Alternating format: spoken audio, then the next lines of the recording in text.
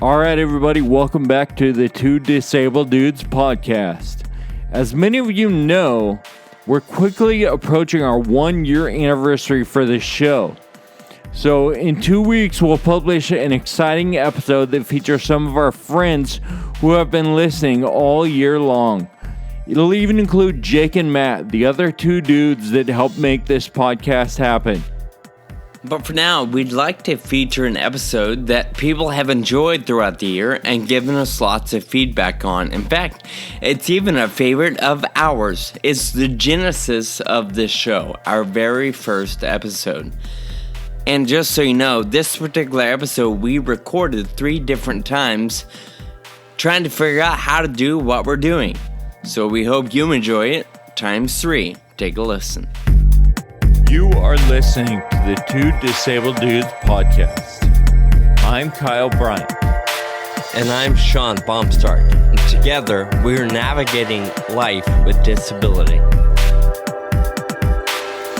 Hello, world. Welcome to the podcast. Here it is.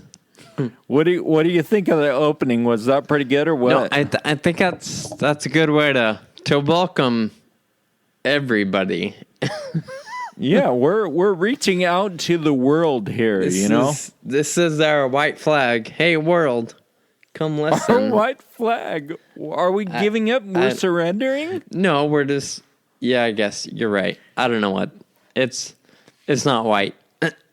Anyway, this is the podcast. We are doing a podcast now, and I think that's crazy, partly because we are just kind of learning as we go. We didn't know what we were doing before, 4 months ago, and we spent the last 4 months, just figuring out how to make it happen. I think that's probably true, though, of most things we do in our lives. We don't really know what we're doing. Then we got to spend several months just figuring it out.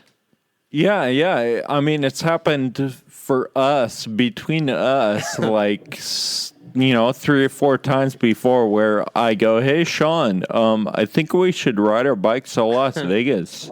Let's do it. Yeah, exactly. And that's the response I get. I didn't even have a bike at that time. Do you remember that? We sat down, and I'm pretty sure the restaurant was Waterboy or the one right next door, Rubicon. Rubicon, yeah. And we were talking about the Ride a Taxi 2. Back then, they were numbers, not necessarily designated event cities. And we were doing number 2, which was from Sacramento to Vegas. Number 2, like Ride a Taxi 2, not like correct. Number 2. No, yeah, right. Good point. Thank you. And you're like, hey, I'm going to do this Vegas. Let's try to get some people. And I'm like, shoot, I want to help, but I don't have a bike. I better get one. Yeah. So that's how it works. I mean, we, neither of us knew any, well, I guess we knew a little bit because we'd both been on a guest on a podcast before. But other than that, we didn't know anything about how to get it done. Sure. We just knew we wanted to do one, and we thought we might do okay doing one together. So hopefully somebody else thinks that same thing. Yep, that is the hope. I hope more people are listening than just my mom and your mom. That's, Well, I'm sure your dad is listening too, so that's a bonus. Okay, yeah, and maybe Uncle Steve. Hey, Uncle Steve. Cool. Oh man! All right. So where did this come from? How did we get started on this, Kyle? Well, so I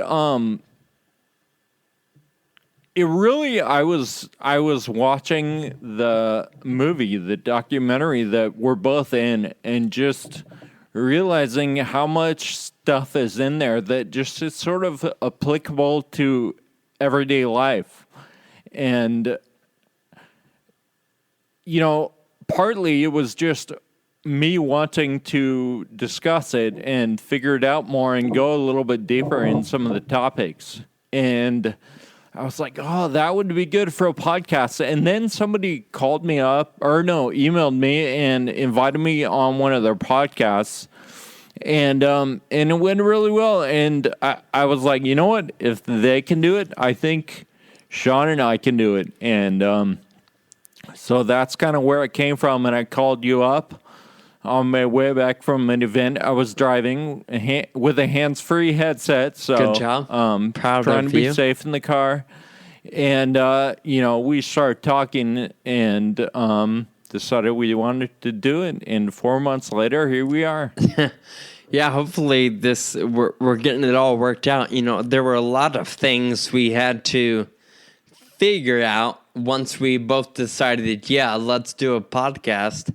Then, so many logistics of, do we have the right equipment, your computer, my computer, what do we really need to pull this thing off? And I know you did a bunch of research online and really figured out that if we had halfway decent microphones, we might be able to record a halfway decent conversation between the two of us. Yeah. And one thing that we should point out is Sean is on the West Coast and Kyle, that's me, Best is coast. on the East Coast. East and Coast. So that's really, we had to figure that one out. Like, how are we going to record this when we're not even in the same room? And I think it's working out. So we got a Skype call going right now, and that's kind of how it's working out. So what do you hope to accomplish with this podcast, Sean? Well, I hope to get rich and famous. And if this is not really. That's not what you said before. I think with this podcast, I just hope to be a voice of encouragement for a lot of people dealing with Friedreich's ataxia or other conditions in life. Obviously, we're both threatened with this short-term life, and I hope to be able to leave a positive mark and contribute whatever I can. And, I jokingly said it not too long ago in a patient panel in Florida. You and I were both there. I think I jokingly had said something like, if I had $1 million to give, I would. But since I don't have money, what can I do? And part of my contribution is really just being available and sharing my experiences as I go. And hopefully it adds value to somebody else along the way. Yeah, and I think, a lot of it where it comes from is that you and I enjoy talking to each other. Sure. And we're comfortable talking about, well, I am anyway. I hope you are too. I hope that's a shared comfort. It is. Talking about our disease, something that we share that not very many other people in the world share. And we love being able to feel comfortable talking about it. And, I feel comfortable with you and lots of my other friends that have FA or other progressive diseases, debilitating diseases. And so just talking about it, I think, goes a long way in the conversation. And I hope that some other people feel comfort hearing us talk about it too, I guess. And maybe that's, and that's where the conversation starts. And we hope that this podcast starts a few conversations. To paint a correlation, there's so much, I believe so much, it's going to sound cliche, but some power when you begin talking about things. It doesn't seem to have as much of a stronghold or grip on your mental energy or the way you're pursuing life. So when you sit here and you say things like talk about this condition or other things similar, it reminds me of stories I've heard from you where it took you some time to get to a point where you were talking about your diagnosis, and I'm hoping that the more conversations like ours are available and out there, it empowers other people to move along in their process and talk about things, whether it's a condition or certain symptoms or certain challenges they face every day. Yeah, I think you hit it right on, and like you said, when I was first diagnosed, I didn't talk about it for a couple years, even with my close friends or family. I just didn't know how, and I just wasn't emotionally prepared to do that.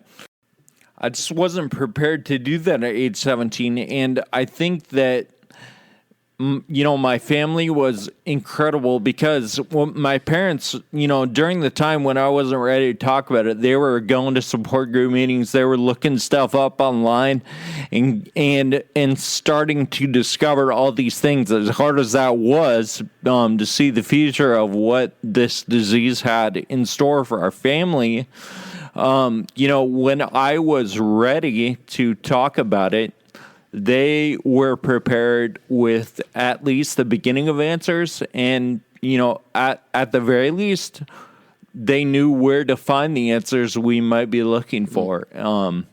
And so, but when we started talking about it, that's kind of a turning point in my life when I started facing up to this disease and facing this challenge and being like, all right, here it is. What are we going to do with it? And the first step was just acknowledging it. Sure. What do you think? This is a question I haven't asked you before, and I haven't heard you talk on it. But I know it took you 2 years to get to the point where you started to face it and talk about it. Why do you suppose it took you that long? I know you were young, emotionally a different place than maybe you are today. But even at the age of 17... what do you suppose is something or some of the reasons that kept you from talking about it? I think I thought a lot of myself. I didn't want to have a reason to think less of myself, and hopefully, maybe that's something that a lot of people hold in common. But just facing the reality of the situation. Like, I think we all have this vision for our lives, right? And to see that crumbling and totally changing and trying to figure out how I'm going to handle that change, I just was not ready for that. And I think I just delayed that, facing that reality as long as possible. Sure. So tell us, since we already started this, why don't you, will you tell us what began to happen in your life after those 2 years passed and you started talking about it? So it started as soon as I could start talking about it. That's when that's what allowed action, I think, to enter the picture. When I was so scared to talk about it, it was kind of paralyzing.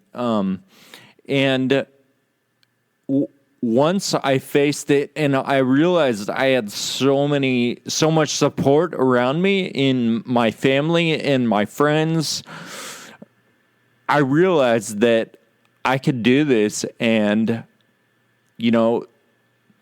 this isn't going to totally crush me. Let's do something about it. Let's rethink the future, rethink what this means for my life, because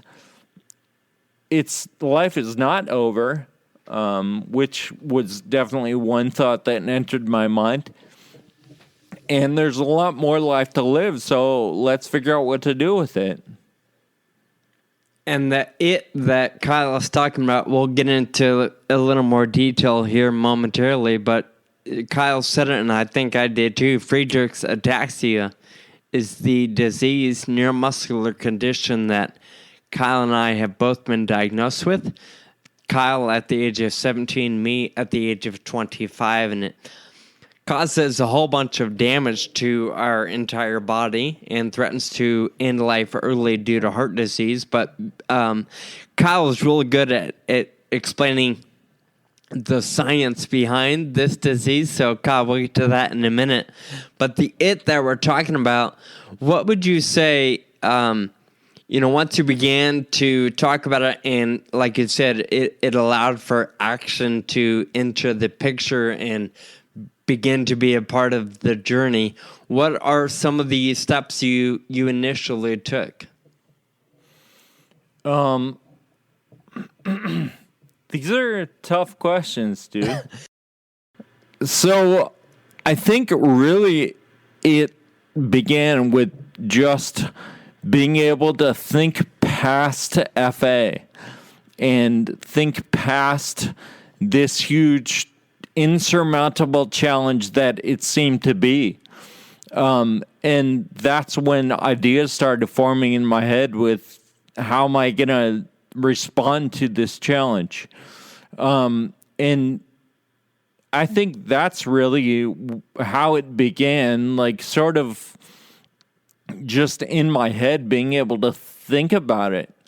And, a few years later, I started realizing that we needed to take action. And so we did. So I looked online and I saw this guy who was about to circumnavigate the country on a tricycle. He had MS and he was standing next to his trike on this webpage, and I was reading about him. And I was like, oh my gosh, I think I can do that. And so I started looking into it more and more, and I found a trike dealer near where I was, and I drove up there one weekend, and I went for a test ride in the parking lot, and I was like, holy cow, I can finally move under my own power. I hadn't walked very far for like several years. And all of a sudden I could move down the street at 20 miles per hour if I wanted to under my own power. And I think I just started visualizing where it could take me. And so in 2007, so my first bike ride was 7 miles. And I was so proud of myself. I couldn't believe I had that. I could do that.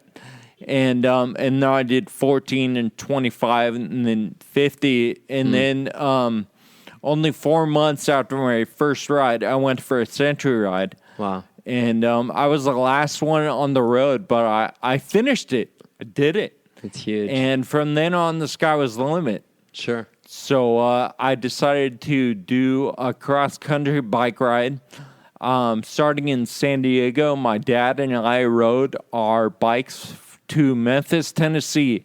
And my mom drove the support vehicle. And it was an insane adventure. And it was just the beginning. We finished this bike ride and we empowered ourselves. And I was writing a blog about every 3 days during that ride. And really the ride started, the movement really started when people were responding to my blog posts with comments and being like, hey, this is awesome. I really respect what you're doing, and it's really encouraging me in my life. And seeing how our actions were affecting other people was really how the ride concept started. And, over the next couple of years, we did 2 more long-distance bike rides. And now I'm on staff at the Friedrichs Ataxia Research Alliance. And we have a series of bike rides across the country. We have 6 on our network right now. And, anyone is, we have routes from 5 to 50 miles, and anyone is invited to come out and be empowered and push themselves and contribute to the cause. And so that is the long and short of how it got started. So when you talk about those rides and the contribution to the cause, what is the effect of those 6 different rides every year today? So the purpose is to raise money for research. A lot more goes on as far as connections between people and empowerment and awareness and stuff like that. But when we're talking numbers, the ride raises about $800,000 a year for FA research, and for the past several years, we've had over 2,000 participants. Wow. That's incredible. And like I said, there's beyond the money, those events are so incredible for fostering community and empowering people to be involved and to, take action, like you said. And it helps foster growth and connection among that community. I know I've only been able to do a few of those rides myself, but it's the highlight of the spring, at least for the Northern California ride, because you get to see and hang out with so many amazing people that we've come to know and meet. And almost every year you meet a handful of new ones, and it's just an exciting thing to be a part of. So for whatever it's worth, Kyle, I'm glad you started riding your bike. And I'm glad that I've been able to ride along with you for some of those events. Sorry, I just kicked my microphone. Hey, it happens. Anyway, I think it's the bike. The bike is really what's helped you and I stay involved with each other, but it's the diagnosis that you and I that brought us together. I was diagnosed in 2007. I was 25. And immediately got online and trying to learn a little more than what the doctor said over the course of about an hour. So I went home that night. I was just playing around on the internet, keyword searching all over. And Kyle, that ride across the country that you mentioned, you had just done it 2 or 3 months prior. And since we were from the same city, or we are from the same area, you were all over my local news, the Sacramento Bee and different news channels. So on Google, it had all the stuff showing up, and I'm like, oh, why is local news talking about this guy and the spike race? So the more I read and dug, the more I realized that you and I were the same age, that we're from the same city, and you were diagnosed and living with the same disease that I had just learned about that day. So at some point over the course of a few days, I think I tracked down some sort of email address for you, shot out an email and tried to meet and connect with Kyle and find out, okay, what can you tell me? What am I up against? Knowing that somebody else was in the area with the same diagnosis. And I think it was just 3 weeks later, or maybe 2 weeks, that we met for pizza and a beer downtown Sacramento. Yeah, man, I remember that, and I just remember feeling empowered because just there's somebody else. Like, I think that's one of the tough things, specifically with a rare disease and with the FA. FA is 1 in 50,000 people, as you know, Sean, and that's about 5,000 people in the U.S. And so, when most people that are not involved in the FA community, if they're listening right now, they've probably never heard the words Friedreich's ataxia before.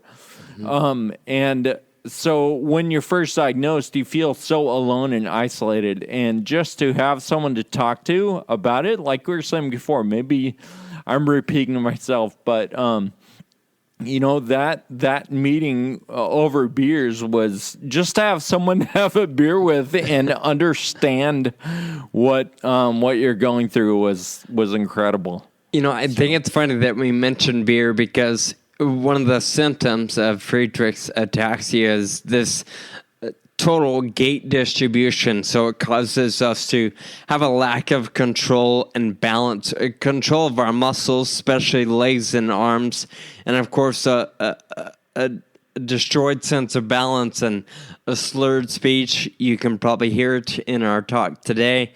So really, it's symptomatic of being incredibly inebriated.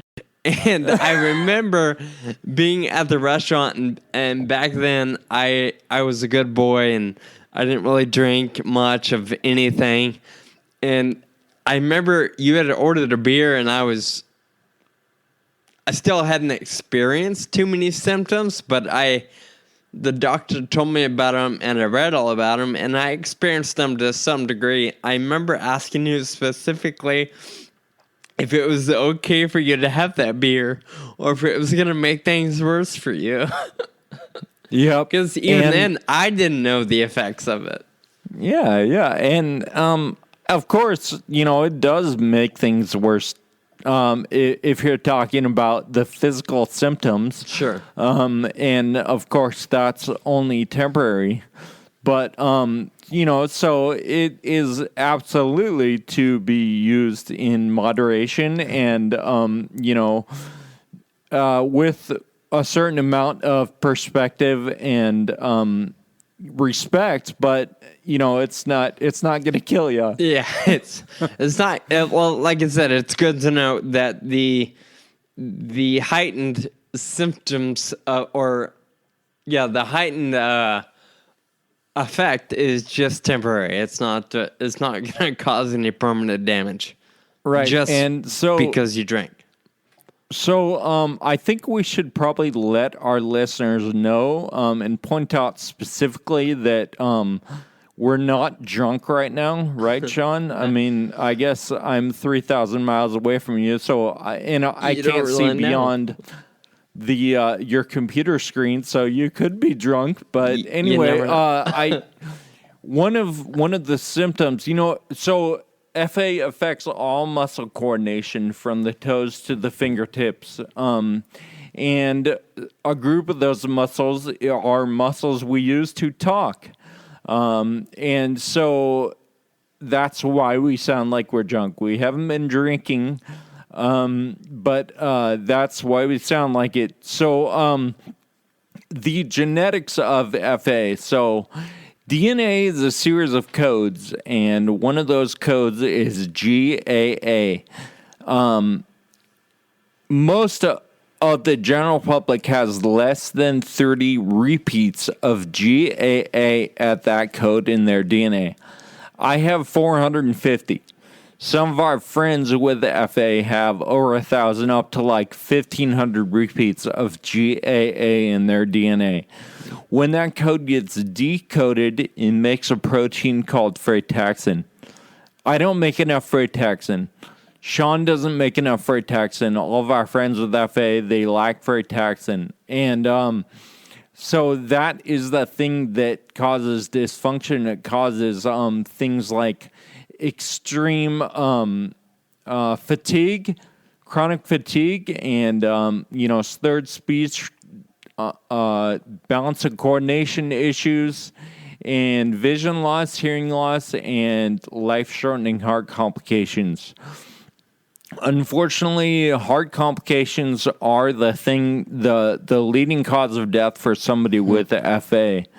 And so this is a life and death situation we're talking about. So when we're raising funds and awareness and stuff, people see me or they see you and they're like, "What's the big deal? Like, you're in a wheelchair, yeah, that's a bummer, and your speech is a little slurred." But when they're looking at me or you, that person is not seeing the total devastation of this disease, and it affects other people much more severely.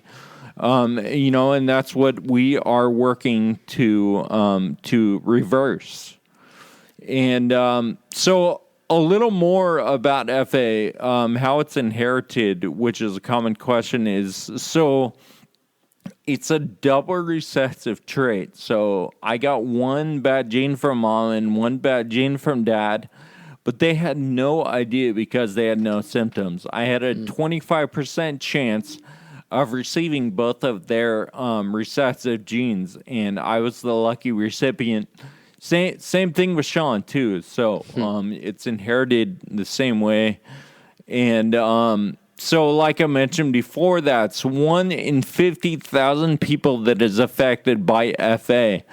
But the alarming thing is that 1 in 100 people are carriers. And it just takes 2 carriers that don't know that they are carriers to get together, and then their child has a 25% chance of getting FA when they're born. So, and it's a progressive disease as well. I think that's something to understand. So, I mean, I've had it, and Sean has had it. Our whole lives, but for me, I didn't know until I was 17. Sean, I think you were like 26, right? 25. 25. So, and as we get older, the disease gets worse. And as of now, there is no treatment or cure. But that's what we're working to change. We've got lots of shots on goal in research, and drug trials. Sean, were you actually at UCLA in the trial today? Actually, hours ago? I was there. I flew home today, but the trial that I am a part of, all of my assessments ended last night. So, yeah, I did just come back today, although I didn't have any appointments this morning, just a flight home. Okay. So, yeah, like I said, there's... with no cure or treatment at this time, there are so many amazing efforts right now moving the needle forward and in the pipeline to help effectively stop or cure this condition. And it's exciting to be around it, to be a part of it, and to help the process. For me, one of the coolest things that I look at when I'm able to, like I said in the beginning of the conversation, I don't have millions to give, but what I do have is time to chat with you like we are right now. But then also, I'm happy to sort of volunteer my body, so to speak, to these trials, because the way I see it, whether this particular trial that I'm doing right now or that particular drug over there or over here has a positive effect, it has an effect that helps us move forward, because either it tells us, yes, we're on the right track, let's keep moving in that direction, or no, the answer isn't that way, let's go this way now. And whatever the answer is, for me, it's exciting to be a part of that process to move us toward a cure. I don't know if that made sense. Yeah, it totally makes sense, and it really brings up an opportunity for me to talk about FARA, the Friedreich's Ataxia Research Alliance. I'm on staff at FARA, and we are the largest funder of FA research in the world, and we fund a lot of seed grants that help scientists get much larger grants from bigger organizations like the NIH. But really, we encourage research all over the world and work with other sister organizations just like us as well in other countries, and develop ideas and work with scientists to make connections that really keep the research going. And one of the principles you talked about just now was that, if something doesn't work, then we go a different direction, right? And, the principle, FARA's research pipeline is very deep and diverse. And we have 8 or 9 different ways to approach the disease. And within those different approaches, there are several different projects going on. And so we know that we have to have many shots on goal, or many eggs in many baskets, whatever metaphor you want to use. But many pucks on the ice. Yeah, there you go. Pucks on the ice. I think I made that up. All right. Maybe we can do an episode a little later down the road where all we do is think of different metaphors for that approach. All right. Sweet. So anyway, that is Farah, and we really facilitate research, like I said, with lots of different partners, including, government partners, pharma partners, lab partners, scientific partners, other international organizations, and really, with one main focus of treating and curing Friedreich's ataxia. And really, it all stems from, a lot of it, we have a strong culture of focus and collaboration. And really, that is led by our co-founder and president, Ron Bartek. He's just an amazing human being who really survives off of, smiles and hugs. Yeah. And That's true. Really, any group he's in, he promotes collaboration over everything else. And, everyone in the organization and everyone that knows him knows that he stands for collaboration, and everyone follows when they're around him. And so, thank you to Ron Bartek, but also, just that I really come to know that is so important. Just focus and principles and everyone on the same page in an organization. We have an amazing board of directors, and we have a really strong mission and vision that everyone really adheres to and looks at and keeps it in mind in everything we're doing. And it's just, I feel very fortunate to be working for Farah and to be in the community that we are both in. There's a part of me, I just think, yeah, you're super cool. You have a cool job. I bag groceries for a living, whatever. But anyway, there's a part of me, Kyle, that really, I think you have a great job, and I love the part you get to play in the organization. And I'm not going to lie.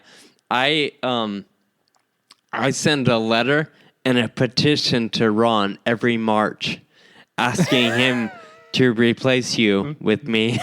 Whoa. Okay, dude, that's not true. I've never done that. Although I Okay, jokingly yeah. said something to Jennifer Farmer once. The fact that you even said that makes me a little concerned, man. I need to step up my game. Or maybe Farrah just needs to open a West Coast office and I can get involved there. All right, all things to work on. Right.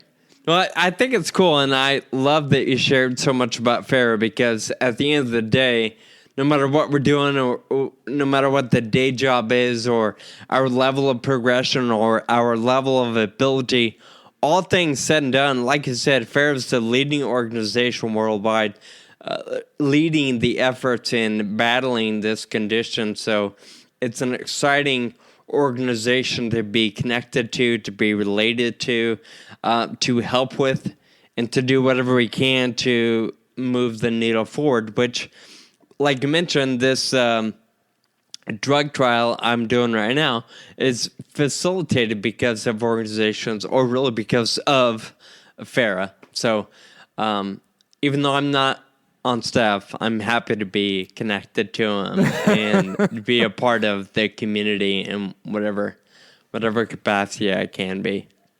Awesome. So a little earlier I talked about collaboration, and we're part of a much bigger community as well, Sean, and so FA affects 1 in 50,000. That's about 5,000 people in the U.S. The definition of a rare disease in the U.S. is a disease that has a population of less than 200,000 people. And FA has 5,000 people, so that's pretty rare.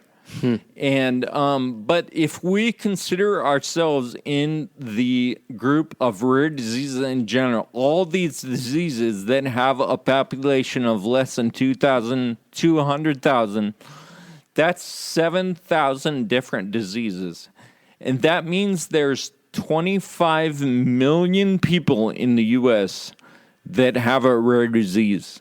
And that makes our numbers a little more powerful, I think. Mm-hmm. And so a lot of the work that FARA does is collaborating with other rare disease organizations and doing work on behalf of all rare diseases, because really we're all in this together, and we're all after the same thing, a treatment and a cure for our specific disease. Mm-hmm.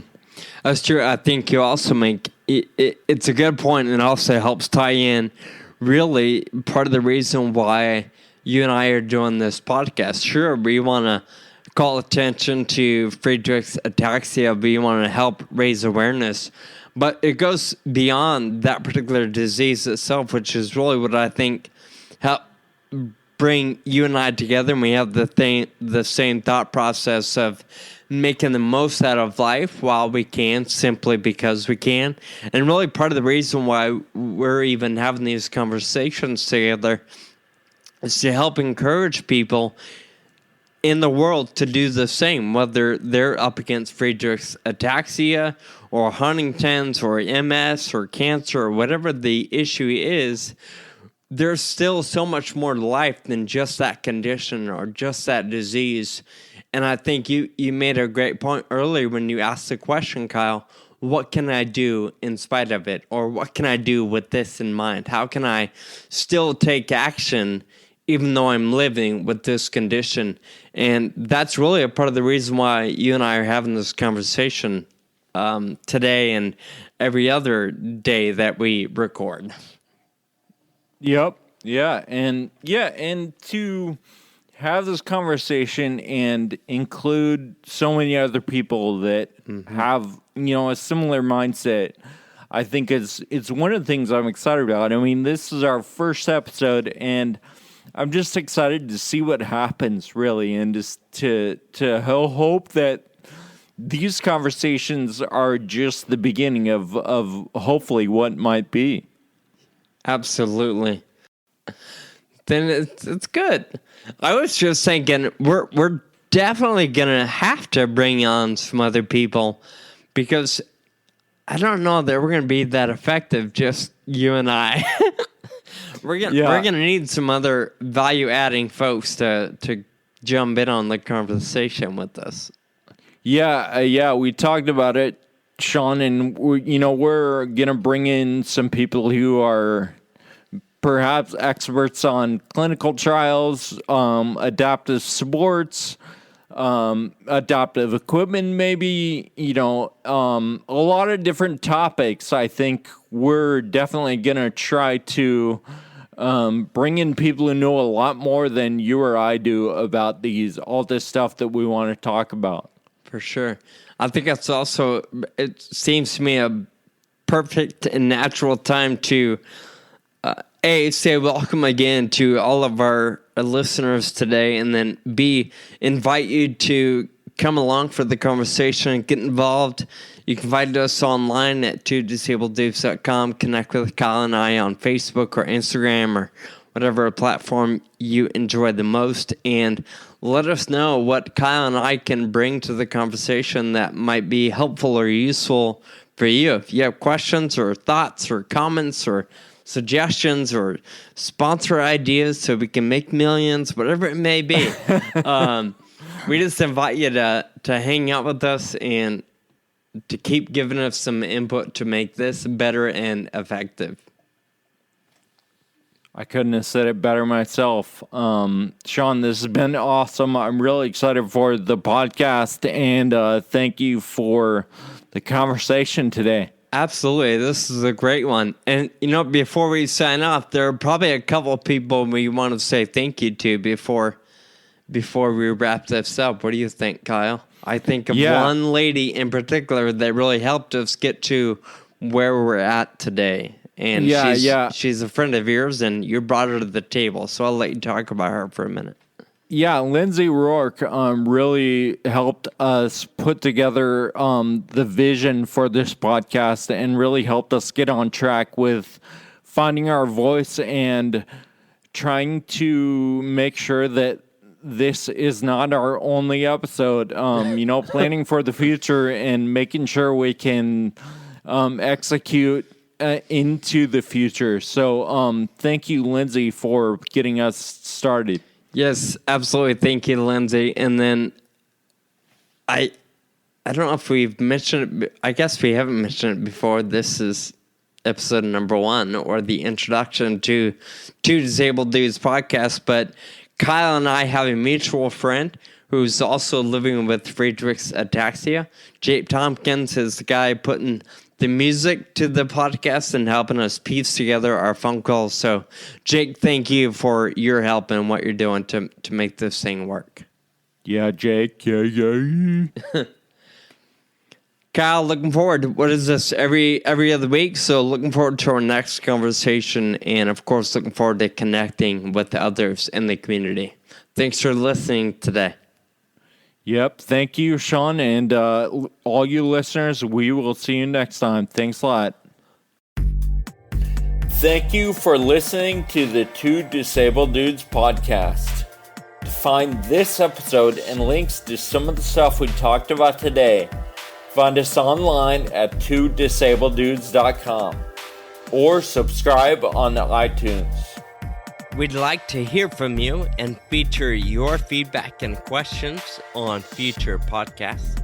Be sure to visit us at twodisableddudes.com to find our contact info and connect on social media. Special thanks to our audio producer, Jake Tompkins, who also composed the music. We'll share a new podcast every other week. We hope you'll listen and share with a friend. Until next time, keep living with urgency.